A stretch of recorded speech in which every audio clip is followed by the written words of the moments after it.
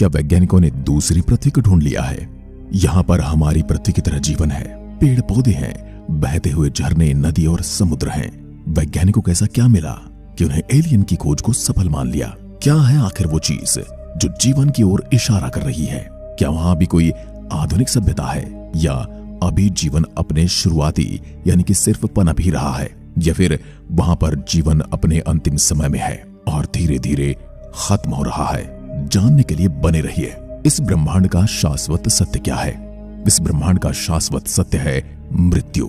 जिसने भी जन्म लिया है उसका अंत निश्चित है। जिस प्रकार किसी का अंत निश्चित है, उसी प्रकार किसी का जीवन भी निश्चित है। और ये ब्रह्मांड में हर चीज पर लागू होता है, उन पर भी जिन्हें हम निर्जीव समझते हैं। असल में ब्रह्मांडीय तौर पर हर तारे, सूर्य, ग्रह, नक्षत्रों, पहाड़, पृथ्वी, चंद्रमा की एक निश्चित आयु है, जिसकी गणना आज विज्ञान के द्वारा की जा सकती है। हमारी गैलेक्सी 1 लाख प्रकाश वर्ष की दूरी में फैली है, जिसके अंदर 200 अरब से ज्यादा तारे हैं और उन तारों के चारों ओर घूमते हुए अनगिनत ग्रह और उल्कापिंड हैं। तो वैज्ञानिक हमारे सौरमंडल में तो जीवन की तलाश कर ही रहे हैं, साथ ही साथ वो हमारी गैलेक्सी के अंदर मौजूद सौरमंडल में भी जीवन की तलाश कर रहे हैं, जिस तलाश में वैज्ञानिकों ने एक हद तक सफलता भी पाई है।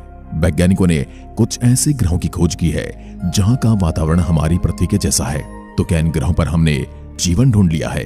जानेंगे आज की वीडियो में। जो चीज इस ब्रह्मांड में बनी है, एक न एक दिन उसे नष्ट हो जाना है। ये हमारे सोलर सिस्टम और पूरे ब्रह्मांड पर यह नियम लागू होता है।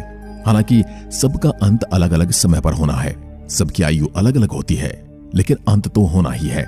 यही कारण है कि हमारे वैज्ञानिक भी जानते हैं पृथ्वी का कभी न कभी तो अंत होना ही है, और इसलिए वो ब्रह्मांड के हर क्षेत्र में पृथ्वी जैसे ग्रहों की खोज कर रहे हैं। हमारे सौरमंडल के ग्रहों पर भी वो ऐसी परिस्थितियों की जांच कर रहे हैं जहां पर आने वाले समय में जीवन पनप सकता है। अब तक वैज्ञानिकों ने पृथ्वी जैसे कई एक्सोप्लैनेट खोजे हैं जिस पर इंसानी बस्तियां बसाई जा सकती हैं, यानी इन ग्रहों पर जीवन पनप सकता है या फिर वहां पर जीवन पहले से मौजूद है। तो क्या वाकई हमारी पृथ्वी के अलावा भी कोई और ऐसा ग्रह है जिस पर हम इंसान जाकर जीवन बसा सकते हैं? क्या वाकई इन प्लेनेट पर इंसानी बस्तियां बसाई जा सकती हैं? चलिए जानते हैं इन ग्रहों के बारे में और इन पर हम इंसानों का जीवन कैसा होगा। क्या यहाँ हमें मुसीबतों का सामना करना पड़ सकता है, या फिर हम पृथ्वी जैसे नॉर्मल जीवन को वहां पर जी सकते हैं? क्योंकि किसी भी चीज में एक छोटा सा बदलाव भी हमारे जीवन को प्रभावित करता है। जैसे गुरुत्वाकर्षण में बदलाव हमारे शरीर पर असर डालता है, जैसे वातावरण में ऑक्सीजन का कम या ज्यादा होना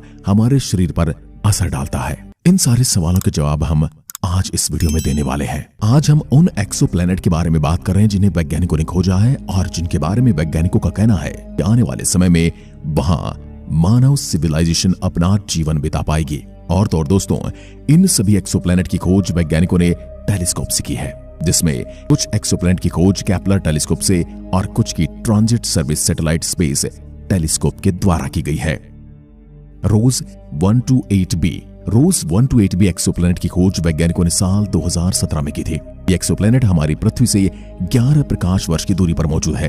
वैज्ञानिकों के अनुसार ये एक्सोप्लैनेट काफी हद तक हमारी पृथ्वी के जैसा है, जिसे इंसानों के रहने लायक बनाया जा सकता है, या हो सकता है वहां पर पहले से जीवन हो। अपने स्टार के हैबिटेबल जोन में मौजूद ये एक्सोप्लैनेट वैज्ञानिकों के अनुसार हमारी पृथ्वी से थोड़ा भारी और आकार में थोड़ा सा बड़ा हो सकता है। इसके सरफेस टेम्परेचर के बारे में वैज्ञानिकों का मानना है कि इस एक्सोप्लैनेट का तापमान हमारी पृथ्वी के सरफेस टेम्परेचर जितना ही हो सकता है, यानी कि यहाँ पर पानी बिल्कुल उसी अवस्था में हमें मिलेगा जिस अवस्था में पृथ्वी पर होता है। यानी यहाँ पर बर्फ भी मिलेगी और पानी वातावरण में भी मौजूद होगा, और साथ ही साथ पानी के स्रोत भी होंगे, जैसे हमारी पृथ्वी पर झरने, तालाब और समुद्र हैं। रोज 128b से जुड़ी खास बात यह है कि इस प्लेनेट का स्टार तकरीबन 99.5 बिलियन साल पुराना है, यानी कि स्टार हमारे सूरज से भी दोगुनी उम्र का है, जो अभी बहुत कम एक्टिव दिखता है। यानी कि ये तारा अपने बुढ़ापे की ओर बढ़ रहा है। यानी कि अगर रोज 128b अपने स्टार के नजदीक भी हुआ तो इस पर इसके स्टार के हार्मफुल रेडिएशन से कोई नुकसान नहीं होने वाला, क्योंकि धीरे धीरे इसका तारा ठंडा पड़ रहा है। हालांकि यहाँ भी इस प्लेनेट तक पहुंचना हमारे लिए सबसे बड़ी चुनौती है, क्योंकि 11 प्रकाश वर्ष दूर इस प्लेनेट तक पहुंचने में हमें पार्कर सोलर प्रोब से भी कम 18,000 सालों का समय लग जाएगा। लेकिन इन सब के बावजूद वैज्ञानिकों का मानना है अगर भविष्य में हमारी टेक्नोलॉजी और ज्यादा एडवांस हुई और किसी तरह से हम यहां तक पहुंचने में सफल भी हो पाए तो ये प्लेनेट हमारे दूसरे घर के तौर पर काफी सुटेबल साबित हो सकता है। TOI 700D 700 एक्सोप्लैनेट को अक्टूबर 2018 में खोजा गया, लेकिन इस एक्सोप्लैनेट को केपलर टेलीस्कोप से नहीं बल्कि transit service satellite space telescope से खोजा गया। दरअसल 2009 में लॉन्च हुए केपलर टेलीस्कोप ने 9 साल तक वैज्ञानिकों की खूब मदद की, लेकिन इसके रिटायर होने के बाद इसकी जगह transit service satellite space telescope ने ले ली। लेकिन केपलर के मुकाबले 400 गुना ज्यादा एरिया में एक्सोप्लैनेट की खोज पाने में यह सक्षम है। इसने ट्रांजिट मेथड से TOI 700D के अलावा TOI 700B और TOI 700C प्लैनेट भी खोजे हैं। अगर आपको नहीं पता ट्रांजिट मेथड क्या होता है तो आपको बता देते हैं। जिन प्लैनेट का सरफेस टेम्परेचर काफी कम होता है और इस वजह से वो अपने स्टार की परिक्रमा के दौरान टेलीस्कोप से आने वाली लाइट और अपने स्टार की लाइट के बीच में आ जाते हैं। ऐसे में टेलीस्कोप तक उस स्टार की लाइट थोड़ी सी कम हो जाती है, जिससे जब हम आसमान में सूरज को देखते हैं तो कभी कभार छोटे छोटे बादल उनके सामने आ जाते हैं और वहां पर हमें सूर्य की रोशनी थोड़ी कम मिलती है। बिल्कुल ठीक ऐसे ही, जिसके आधार पर वैज्ञानिकों को यह पता लगा कि वहां कुछ तो है, जिस वजह से स्टार से पूरी लाइट टेलीस्कोप तक नहीं आ रही है। और इस प्रकार वैज्ञानिकों को ऐसे प्लैनेट मिल जाते हैं। TOI 700D और बाकी दोनों प्लैनेट भी वैज्ञानिकों को इसी मेथड के द्वारा मिले। TOI 700D अपने स्टार का एक चक्कर केवल 37 दिनों में पूरा कर लेता है। ये अपने स्टार के हैबिटेबल जोन में है। हालांकि इसका स्टार हमारे सूरज से काफी छोटा है, जहां TOI 700D अपने स्टार से बहुत नजदीक है, जिस वजह से उसके गर्म होने की संभावना भी ज्यादा है। और TOI 700C जो कि एक नेपच्यून के आकार का एक गैसीय ग्रह है, उसकी तुलना में TOI 700D के बारे में वैज्ञानिक ये कहते हैं ये एक्सोप्लैनेट हमारी पृथ्वी से काफी मिलता जुलता हो सकता है। वहां पृथ्वी की तरह वातावरण भी हो सकता है, लेकिन फिलहाल इससे ज्यादा जानकारी इस प्लैनेट को लेकर वैज्ञानिकों के पास भी नहीं है। इसलिए इस एक्सोप्लैनेट के बारे में ज्यादा कुछ कहना भी जल्दबाजी हो सकती है। TOI 700D हमारी पृथ्वी से 101.4 प्रकाश वर्ष की दूरी पर है और वहां तक पहुंचने के लिए अगर हम पार्कर सोलर प्रोब से भी चलते हैं तो कम से कम हमें वहां तक पहुंचने में 1,60,000 सालों का समय लग जाएगा, जो कि लगभग नामुमकिन है। प्रॉक्सिमा सेंटोरी बी वैज्ञानिकों के अनुसार पृथ्वी से 4.2 प्रकाश वर्ष दूर मौजूद प्रॉक्सिमा सेंटोरी बी भी भविष्य में इंसानों का नया घर हो सकता है, या फिर हो सकता है कि वहां पर जीवन पहले से मौजूद है और हम वहां जाकर उस जीवन में शामिल हो जाएं। हालांकि इस ग्रह को समझने के लिए वैज्ञानिक 2036 में एक प्रोजेक्ट लॉन्च करने वाले हैं, जिससे यह तय किया जा सके कि प्लैनेट किस हद तक इंसानों के रहने लायक है, क्योंकि अभी तक वैज्ञानिकों ने इस ग्रह को लेकर केवल अनुमान लगाया है। हालांकि प्रॉक्सिमा सेंटोरी बी बाकी दूसरे एक्सोप्लैनेट की तुलना में हमारी पृथ्वी से बहुत ज्यादा नजदीक है, यानी कि प्रॉक्सिमा सेंटोरी बी तक पहुंचने में हमें बाकी एक्सोप्लैनेट की तुलना में थोड़ा कम समय लगेगा।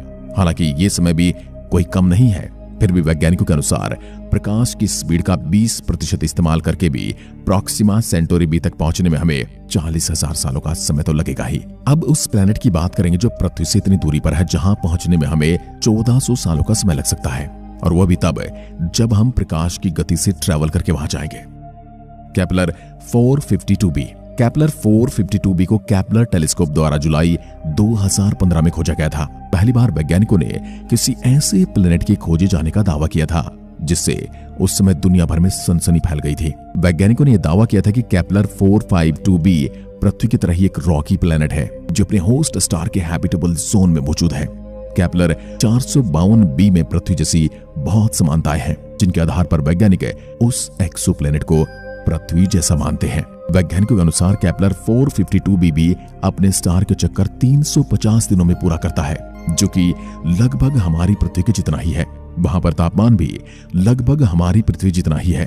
हालांकि पृथ्वी की तुलना में केपलर 452b का आकार बड़ा है और इसका मास भी पृथ्वी से 5 गुना ज्यादा है, यानी कि यहाँ पर गुरुत्वाकर्षण बल भी हमारी पृथ्वी के मुकाबले ज्यादा होने वाला है। अगर बात करें वहां सरफेस से लगने वाली ग्रेविटी की, तो वहां की ग्रेविटी भी पृथ्वी से ज्यादा होगी, जो कि हमारे शरीर पर एक एक्स्ट्रा वजन लेकर आएगी। कुछ चीजों को छोड़कर इतनी ज्यादा समानताओं के आधार पर ही वैज्ञानिक ये मानते हैं अगर कभी इंसान इस ग्रह तक पहुंचने में सक्षम हो पाए तो वो खुद को वहां आसानी से ढाल लेंगे, क्योंकि केपलर 452b काफी हद तक पृथ्वी के जैसा है। यहाँ तक कि उसके स्टार का आकार भी हमारे सूर्य के बराबर है। लेकिन फिलहाल इस ग्रह तक पहुंचने में लगने वाला समय हमारे लिए सबसे बड़ी चुनौती है, क्योंकि आज तक हमारे पास लाइट की स्पीड से चलने वाला कोई स्पेसक्राफ्ट नहीं है। और अगर प्रकाश की गति से चलने वाला स्पेसक्राफ्ट हो भी जाए तो भी केपलर 452b तक पहुंचने में हमें तकरीबन 1400 सालों का समय लगेगा। इसलिए हम ये कह सकते हैं इस एक्सोप्लैनेट तक पहुंचना हम इंसानों के लिए संभव ही नहीं है। दोस्तों, इन तमाम एक्सोप्लैनेट के अलावा भी वैज्ञानिक ऐसे प्लैनेट की खोज कर रहे हैं जहां भविष्य में इंसानी बस्तियां बसाई जा सकें, यानी कि ऐसे ग्रह की तलाश कर रहे हैं जहां पर हम परिस्थितियां पैदा करें जीवन जीने के लिए और फिर वहां पर अपना डेरा डाल दें। वैसे दोस्तों, अब तक वैज्ञानिकों ने ब्रह्मांड में कई ग्रह खोज लिए हैं। हालांकि इन प्लैनेट पर हम इंसान कभी बस्तियां नहीं बसा सकते, जिसकी वजह है यहाँ का अजीबोगरीब वातावरण। और जहां पर हम इंसानी बस्तियां बसा सकते हैं वहां तक पहुंचना हमारे लिए बहुत मुश्किल है। इसमें कुछ ग्रह तो ऐसे हैं जहां आप 1 सेकंड भी जिंदा नहीं बच सकते, और कुछ ग्रह तो ऐसे हैं जिनका कोई ठोस सतह ही नहीं है। और मंगल, जो हमारी पृथ्वी के इतने पास में है, वहां अभी तक हम ठीक से ये नहीं जान पाए हैं कि वहां हम इंसान कैसे जीवन शुरू कर सकते हैं, क्योंकि वहां के वातावरण में हमारे वातावरण से अलग परिस्थितियां हैं। वहां के सरफेस पर ग्रेविटी हमारी पृथ्वी से अलग है, तो इसलिए हमें यह सीखना होगा कि हमें ऐसे वातावरण में जिंदा कैसे रहना है। उसके बाद ही हम इस ग्रह पर रह पाएंगे। फिलहाल अभी तक हमारी पृथ्वी के अलावा दूसरा घर तलाश करने की खोज जारी है, और ये खोज कहां खत्म होगी यह अभी कोई नहीं बता सकता। और शायद हम एक दिन इस मकसद में कामयाब अवश्य होंगे। आपको क्या लगता है कि हम इंसान पृथ्वी के बाहर कोई दूसरा ठिकाना खोजने में सफल हो पाएंगे, या फिर हम मंगल को रहने लायक बनाने में सफल हो पाएंगे? अपना जवाब कमेंट बॉक्स में जरूर दें। एक बार फिर मिलते हैं, तब तक के लिए नमस्कार। जय हिंद, जय भारत।